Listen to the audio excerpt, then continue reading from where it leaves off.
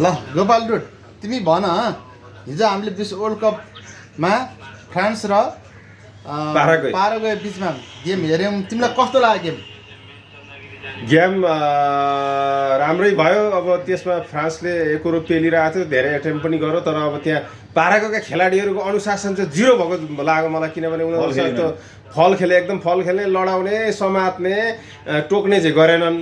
तर तिनीहरूको एकदम झ्याल खेल भयो। कोही मान्छेले पनि त्यहाँ आउने त्यो हेर्ने अरबौँ मान्छेमा पनि त्यहाँ लाखौँले पनि मन पराएन होला तिनीहरूको खेललाई। तिनीहरूका देशका समर्थकले मात्रै कति छ त्यो जनसङ्ख्या, त्यसले मात्रै मन परायो। ल अरू कोही छिमेकी देशदेखि संसारमा कसैले मन पराएन पाराको खेलाडी खेल। तर अब फ्रान्सको अब एम्बापेले चाहिँ ठ्याक्क पेनल्टीमा चाहिँ गोल गर्यो। ऊ एउटा राम्रो खेलाडी हो, भविष्य उज्जवल भएको र गनियो भोलि मेसी र रोनाल्डिनो पछाडि चम्किने फुटबल खेलाडीमा एम्बापेकै नाम आउँछ। एम्बापे र होल्यान्डको आउँछ नाम। र अब एम्बापे भनेको अबको स्टार हो, अबको तारा हो, अबको दशकको तारा हो एम्बापे भनेको। र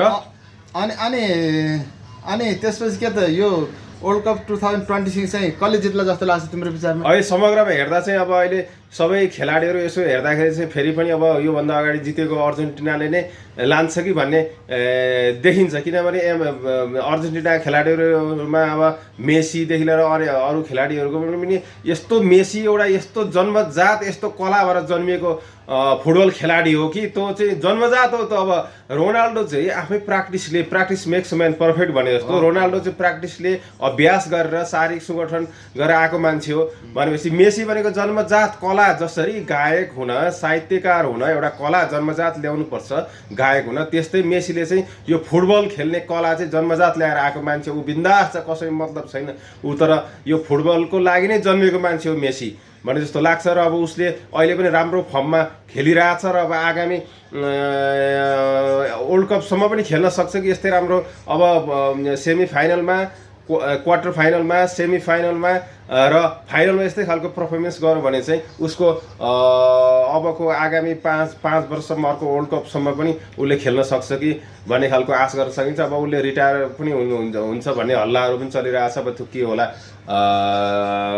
त्यो चाहिँ अब भविष्यले बताउला। तर अहिले पनि अर्जेन्टिनाले नै जित्ने जस्तो देखिएको छ। र अब ब्राजिल छ, ब्राजिलमा पनि अब नेमारले खेलेको छैन। अब अर्को जुनियर भिन्सी भन्ने छ। नेमारले चाहिँ नेमार पनि फर्ममा हुन्थ्यो र जुनियर भिनी भने छ। अब नेमार पनि फर्ममा हुन्थ्यो भने ब्राजिल र अर्जेन्टिनाको पर्दा त्यहाँ धेरै ड्र हुन सक्ने, धेरै ब्राजिल पनि दावेदार हो। एउटा फुटबलको हिस्ट्री इतिहास बोकेको चाहिँ देश हो ब्राजिल। पेले जस्ता महान खेलाडी, त्यस पछाडि रोनाल्डिनो, रोमारियो जस्ता खेलाडीहरू जन्माउने ब्राजिल भनेको चाहिँ एउटा फुटबलको एउटा इतिहास बोकेको देश हो। त्यस पछाडि अब जब पेलेको पछाडि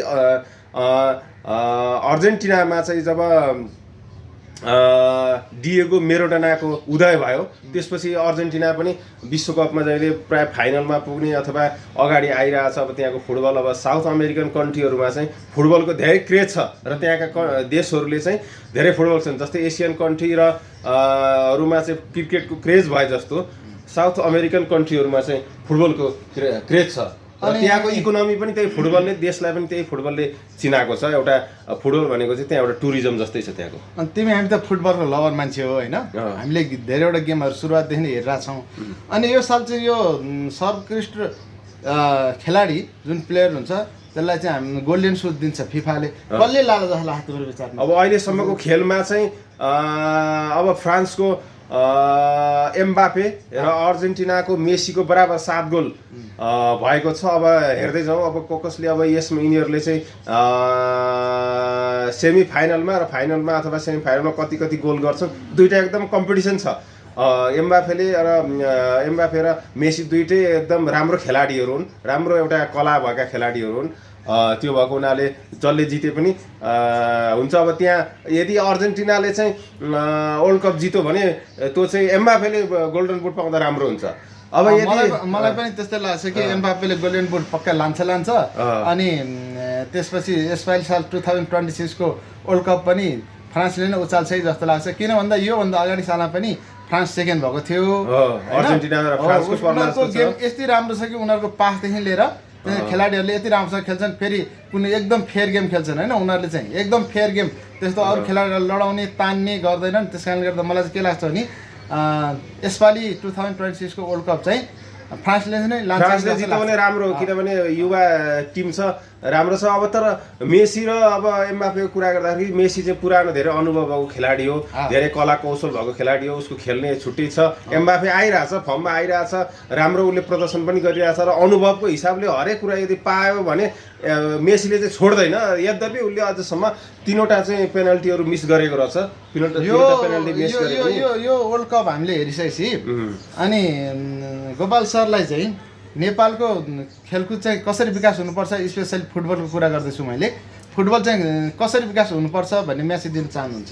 अब विकास हुन त यहाँ हेर्नु न, यहाँ एन्फा फिफा भन्छन्, एन्फाका सबै पदाधिकारीहरू एन्फा नै पुरै निलम्बनमा परिएको छ, सबै भ्रष्टाचार। यो अब एन्फा पनि ठुलो चलखेल हुँदो रहेछ। एन्फाको अध्यक्ष बन्नको लागि महासचिव उपाध्यक्ष बन्नको लागि ठुलो चलखेल हुँदो रहेछ। अब यसमा चाहिँ चुनाव बढाउँदो रहेछ, सरकारले अलिअलि कारबाही मात्रै गर्ने तर हटाउन पुरै नसक्ने रहेछ। अब यसको एन्फाको उपाध्यक्ष भइसकेपछि उसले चाहिँ फिफाको उपाध्यक्षलाई चाहिँ फिफाको अध्यक्षलाई नै उसले भोट गर्न पाउँदो रहेछ। त्यो फिफाको अध्यक्षलाई भोट गर्दा पनि त्यहाँ ठुलो आर्थिक चलखेल हुँदो रहेछ, उसले किनेको हुँदो रहेछ भने सरकारले ती पदाधिकारीहरूलाई एन्फाका पदाधिकारीहरूलाई कारबाहीसम्म गर्न सक्छ। तर अब यो चाहिँ सबै खेलकुदमा फुटबलमा भ्रष्टाचारमा जेलियो क्या। अब खेलाडीहरू नहुने होइन, पहिला थिए। अब हरिखड्का, देवनारायण चौधरीहरू, त्यस पछाडि त्यस्ता खेलाडीहरू हुँदा नेपालको फुटबल राम्रै थियो। तर अब पछि हेर्दा यो खेलकुदमा चाहिँ जब भ्रष्टाचार भयो, मान्छे भ्रष्टाचारमा यसमा गए, राजनीतिकरण भयो, राजनीति नियुक्ति पाएर चाहिँ राजनीति पार्टीका नजिकका झोलेहरू चाहिँ जब पदाधिकारीहरूमा खेलकुद पदाधिकारीमा गइसकेपछि फुटबल चाहिँ एकदम खसेको छ।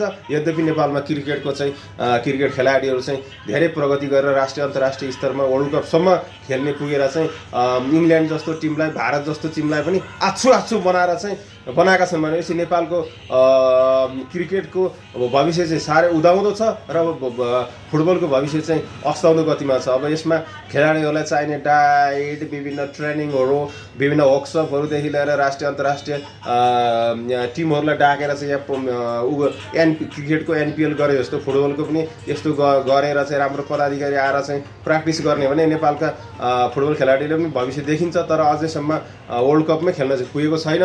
त्यो भएको हुनाले नेपालमा खेलकुदको विकास हुनको लागि चाहिँ पदाधिकारीहरू एकदम स्वच्छ छविका हुनु पर्यो। त्यहाँ पदाधिकारीहरू गइसकेपछि फुटबलको विकासको लागि मेरो कार्यकालमा मैले गरेर देखाउँछु भन्ने इतिहास रच्छु भन्ने तरिकाको हुनु पर्यो। तर त्यहाँ सबै राजनीतिक पार्टीको झोलेहरू गएर चाहिँ कसरी भ्रष्टाचार गर्न सकिन्छ, कसरी कहाँमा ड्रेस किन्दा कहाँमा खाने पैसा, कहाँ गर्दा कति खाने, फिफा एन्फा जस्ता भयो भने चाहिँ कहिले विकास हुन सक्दैन। तर अब त्यसको लागि चाहिँ सरकारले पनि कडा नीति लिएर चाहिँ के हुन्छ, कहाँ पदाधिकारीहरूलाई नियुक्ति गरेर चाहिँ खेलाडीहरूलाई डाइटदेखि लिएर एक्सर्साइज हरेक कुराहरूमा गऱ्यो भने चाहिँ अनि त्यही खालका खेलाडीहरूलाई चाहिँ छानेर चाहिँ देश 77 जिल्लाकै प्रत्येक अहिले फुटबल त जहीँ पनि खेलिरहेका हुन्छन्। फुटबलहरू चाहिँ अब गाउँघरमा चाहिँ मोचाको फुटबल बनाएर पनि यसो खेलिरहेका हुन्छन्। जहीँ फुटबल खेल्ने चलन छ, गाउँमा क्रिकेट काठको ब्याटले क्रिकेट खेल्ने चलन छ भनेपछि अब गाउँमा लुकेर रहेका प्रतिभाहरूलाई चाहिँ ल्याएर चाहिँ प्रत्येक जिल्लामा सेलेक्सन हुँदै ल्याएर प्रदेशमा हुँदा राष्ट्रिय स्तरमा युवा